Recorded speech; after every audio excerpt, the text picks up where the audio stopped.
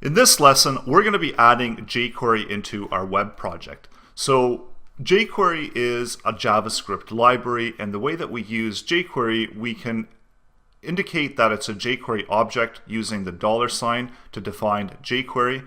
And there's two different usages and styles for adding in jQuery. So we've got via the $sign function, which is the factory method for the jQuery object. And we also have the $sign, and it's a prefixed function, so it's a utility functions. Selectors are the same as CSS syntax. So if you're familiar with CSS, and when we're selecting those HTML elements, we can use that same format when we're doing our selection. So that basically means that if it's a class, we're doing a decimal, and then the class name, a hash, and then the ID name if we're using ID, and then we also have the tags.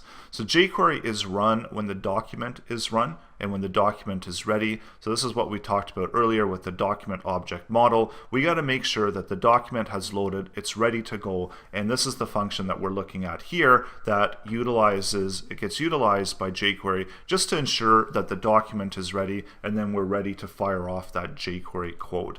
So there's also a shorthand method to do the same thing, and essentially it's just function instead of the document ready, and then within here then we've got that jQuery code. So either way it's acceptable to add jQuery. So one is just shorter, one is just leaving out that document ready, and it's just skipping right to the function and the jQuery code. So it will accomplish the same thing as waiting for the DOM to load and then loading in that jQuery content.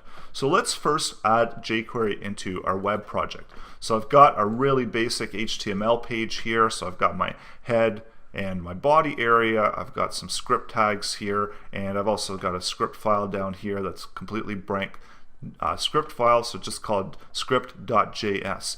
So the way that we want to do this is we want to add in an external library for jQuery, a CDN. So let's go into our web browser and go over to developers.google.com, and this is where Google has a series of hosted libraries, and of course they do have jQuery here, so it's really easy to bring jQuery into your web project by just copying this snippet. You can also go over to jQuery.com, download the latest version of jQuery, and so on. There's a lot of really useful information here within jQuery.com, so definitely worth checking out if you want to find out more about jQuery and how it works. So let's go pop back into our website and add in that library. So all we need to do is link the script. So just like we would link to any other script file, the format is the same, where we type in a source and then we link it to the file. And we can see that it's going to be the same thing that we do here when we're linking to our script file. And of course, if we had jQuery downloaded and installed on our machine, on our server, then we could just link to that server file as well. So either way accomplishes the same thing. It depends on how you structure your websites, if you do link out to CDNs or not. And so this is all there is to it. So this is bringing jQuery into our website, and now with jQuery we have access to our HTML content. So one final thing that we should cover off still in this lesson is the document ready, and we saw how there's different ways to do this. There's also a shorthand method, but I prefer to just do it within the long format for the purposes of this course. So we're going to do document ready and then have that function, and then this is the function that initiates when the document is ready and essentially runs all of our jQuery code. So now we're all ready to go, and we've got jQuery loaded within our website, and we can start utilizing jQuery. And just to show you how easy it is to use jQuery, so I'm going to create a div. I'm going to give it an ID of, maybe I'll just give it an idea of output, because maybe we'll put some output in there, and go over into our document here and use the selector method here. So we need to select out the element with the ID of output. So this is done in the same way as we do with CSS, so just output. And then here we need to specify what we want to do with it. So I'm going to add in some HTML and type in hello world.